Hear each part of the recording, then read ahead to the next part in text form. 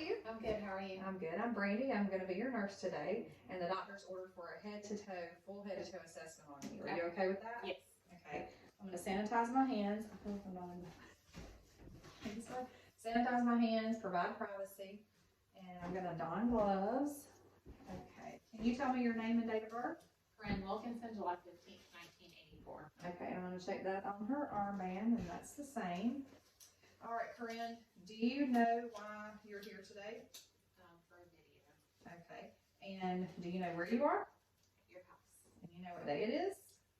I think it's October 1st. Okay. Do you know who the President of the United States is? Donald Trump. Okay, so she's alert oriented times 4. So we're good with that. And on inspection, that's the first thing I'm going to do. I'm looking at the head, and her head looks symmetrical. I do not see visually any lesions or any deformities on her head. Her nose is midline, the eyes are midline, the ears are midline, the apex is midline with the outer canthus of the eyes.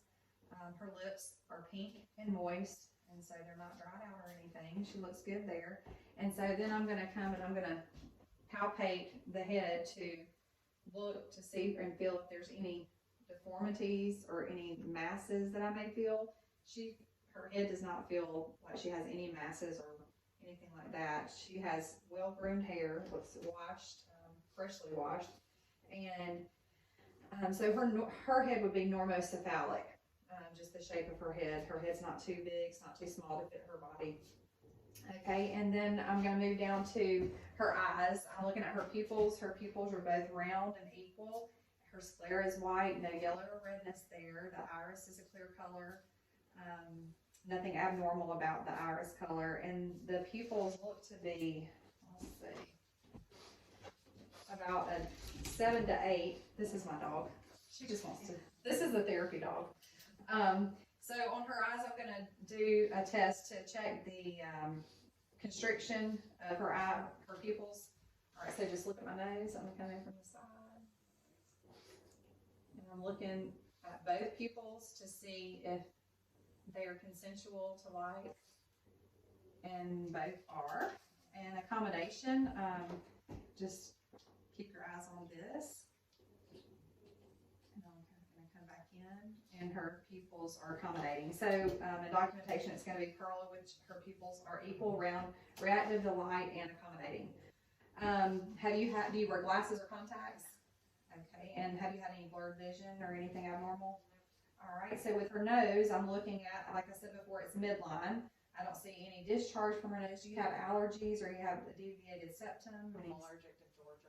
Yes, allergic to Georgia. So she has allergies. So she likely will have some kind of discharge at some point because of the allergies. But right now, everything looks normal. Can you put one finger on one side and breathe in and out? And do the other side? So we're checking the patency on her nose, and it's fine because she was able to breathe in and out both sides of her nose. There's no obstructions there. All right, and I'm going to look at your ears. I'm just going to check to see if there's any discharge or any wax buildup in her ears, and they're not. Have you ever had hearing aids, or do you have any problems hearing? No. Okay, and then with her mouth, I'm just going to get her to open up, and I'm looking at the mucosa. Open up. Her uvula's midline. She has no tooth decay. The mucosa is pink, and everything looks good. There's no, oh my gosh, I'm trying to think the word, receding gums or anything like that. So no inflammation inside of the mouth. And have you had any soreness or anything abnormal with your mouth? No. Okay, and no toothaches or anything? Okay, so we've done her head, ears, eyes, nose, and the throat. I'm going to look at to see if her trachea is midline, and it looks good. And I'm going to come here. Can you swallow for me? All right, she did good. So have you ever had trouble swallowing, or do you have any trouble? Okay, and then I'm just going to palpate around and see if I feel any masses, and just feel the sinuses and see if there's any inflammation. Feel like there's inflammation there. And I don't feel anything there. It feels normal there.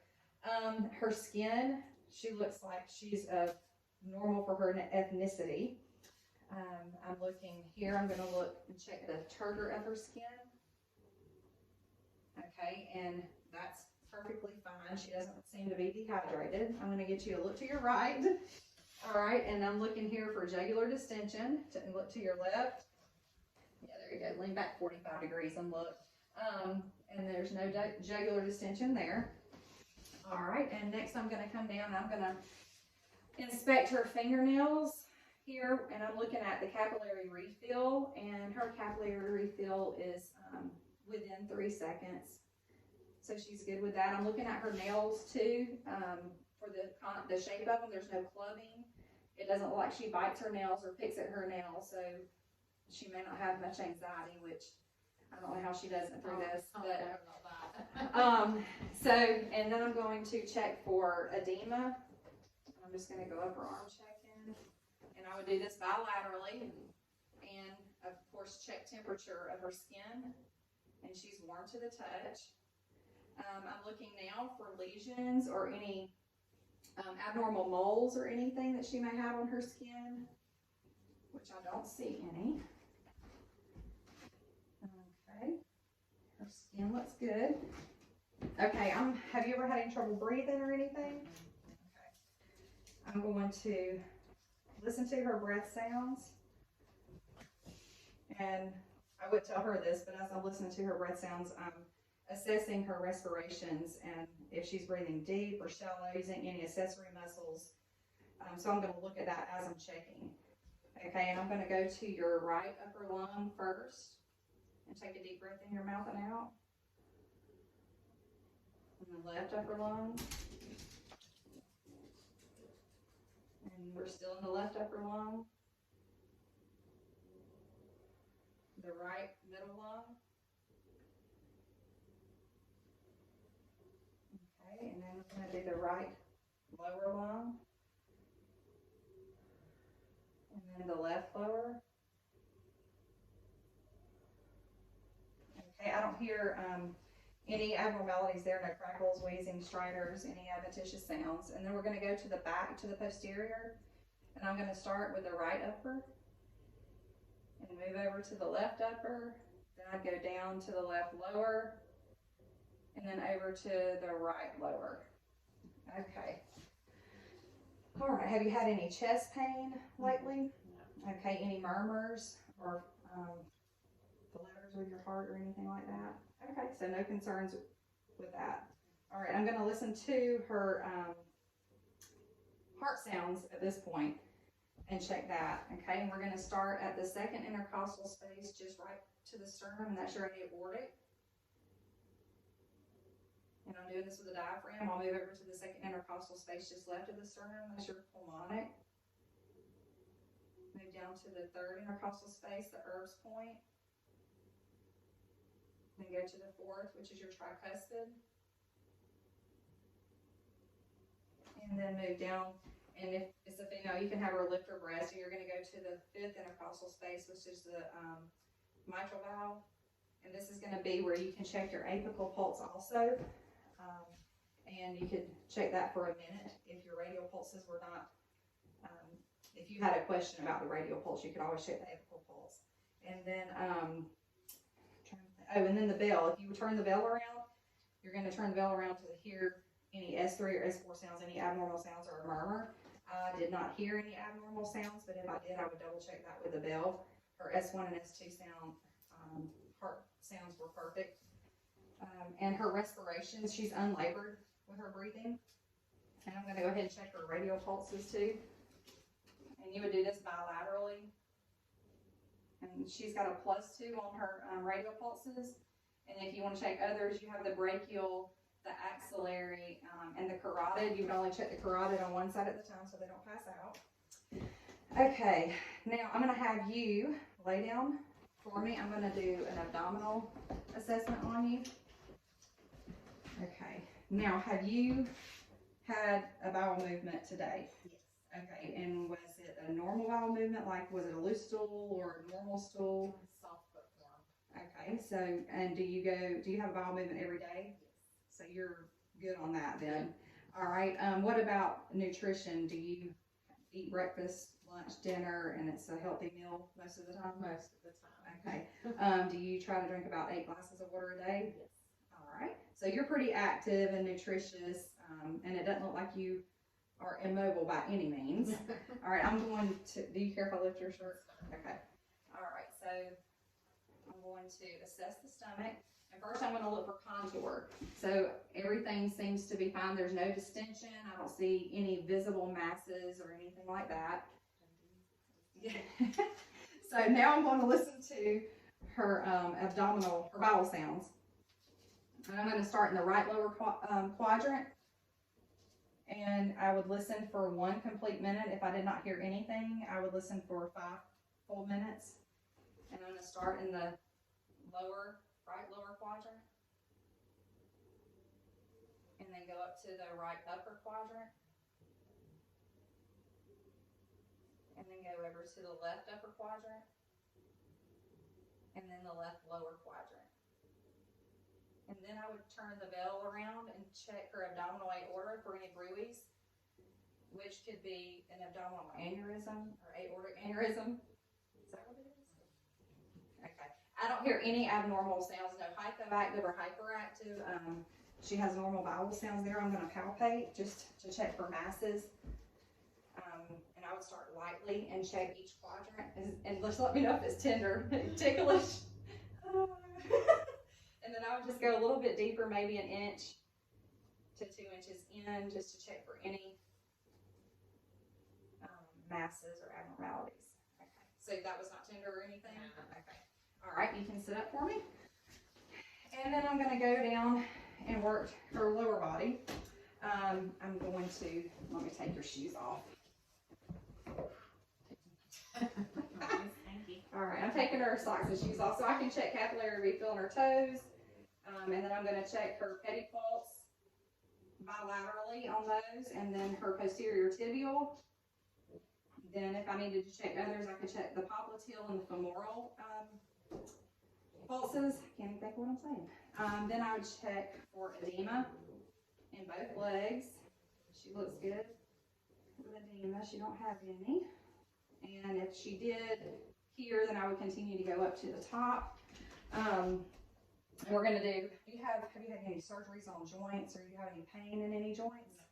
Okay, are you having pain anywhere? Not right now? Okay. All right, well, if she did, then I would assess her pain level, if it's intermittent, if it's radiating, what type of pain she's having. Is it sharp, dull, aching? What she's doing for that pain. Is it better when she does certain things, or does it get worse when she does certain things? So musculoskeletal, I'm just going to go ahead and assess the upper joints first. We're going to do the elbow and the wrist. So I want you to flex your elbow for me and extend. And then I want you to flex and extend. Okay, and do this bilaterally. Flex and extend. Okay. Oops, sorry. Flex. Got that all backwards. And extend. Okay, and so she, I don't feel any crepitus in her elbows, and she has full range of motion with and without resistance. So we're going to do the wrist now. You hold and flex is down, and extend is straight out, and then hyperflex is up. So I want you to flex and extend. Okay, and then do the same thing on this side. Flex, extend, hyperextend, and then flex and extend. No crepitus there. And full range of motion bilaterally with and without resistance. Okay, I'm going to check the lower extremities. We're going to check the knee and the ankle. So her knee was already flexed, so she's extending for me, and then I'm just going to have her flex again and extend. Okay, and extend for me on that side and flex, and then extend and flex. All right, and so her ankle, I want you to plantar flex for me, and then dorsiflex. All right, plantar flex, dorsiflex, and do the same on this side. All right, dorsi and plantar. So I didn't feel any crepitus there, and she's got full range of motion in her knees and ankles with and without resistance. Okay, at this point too, have you had any coughing or anything like that? Okay, if she did have coughing, I would just go ahead and educate the patient on turn, cough, and breathe. And if she did have a productive cough, I would have her cough and spit it into container to take for sampling, to the lab, if it had, to see if it had any, like if it was yellow or green, to see if there's any infection in it. And then also I would educate her on the incentive spirometer, letting her know that it's a device that we have that she can, there's this plastic piece on the end, she sucks up like she's sucking on a thick milkshake as hard as she can. And there's a ball that goes up to a goal that we've set for her. And she would do this, suck in, hold it as long as she can, and then let the air out. And she would do that 10 times an hour. And that would help with lung expansion. And then also any ambulation, she could get up and move around to help anything get moving inside of her if she needed to cough up things, so that she's not sedentary and everything builds up with pneumonia and she gets pneumonia. And then also I'm going to assess the Braden scale for pressure ulcers, which I've done basically when I've talked to her through this inspection. She's very mobile. We know that she exercises and has good nutrition. So there's 3 things right there that I'm checking for the Braden scale. So she is not at risk, a high risk for pressure ulcers, which the higher the number on that one, the lower the risk you are. And the lower the number, the higher the risk. On the Glasgow Coma, can you touch your finger to your nose? Okay. So that's one thing on the Glasgow Coma. The others are her eyes open. When I walk in the room, she was alert and talking to me, open her eyes. Verbally, she responds to my questions. So she can speak to me without any slurring of her words or any confusion. And she can go by command on verbal skills, obviously with her finger to her nose. So she would be a 15 on a Glasgow Coma scale. That's the highest you can get, which is going to be the best score for orientation, and the lowest would be a 3. So I've assessed those 2. Also, I meant to ask you with your urine. Are you urinating frequently like you should? Okay, and you said you drink at least like 8 glasses of water a day. Is your urine? So your urine's usually a normal yellow, like straw color? Yes. Okay, and you don't have any burning or anything with your urination? No. All right, so I've assessed her urine also with that. And now I'm going to assess balance with her. If you'll stand up for me. I'm just going to have her walk 5 steps in front of me and turn around. And I'm looking, she is well balanced and not looking like she's about to fall over or anything. And walk on your toes coming back to me. And she's done that very easily. Okay, and then turn around and walk heel to toe without looking down. And you stand by your client, making sure that they don't fall, because this is something a little bit harder to do. Okay, and then just turn around and stand with your hands by your side. Close your eyes and put your hands on their shoulder, just so that they are not moving anywhere. If they start to fall, you can catch them. Don't do that. And she's good. Okay, so you can open your eyes. All right, so have you had any concussions or anything like that? No. And no seizures or, okay. All right, well, I have assessed you from head to toe, and I think I've covered everything. Let me double check and make sure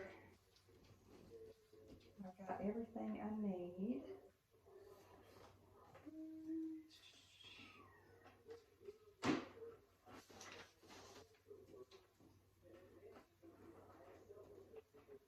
I just want to double check myself so the doctor's not wondering why I didn't check.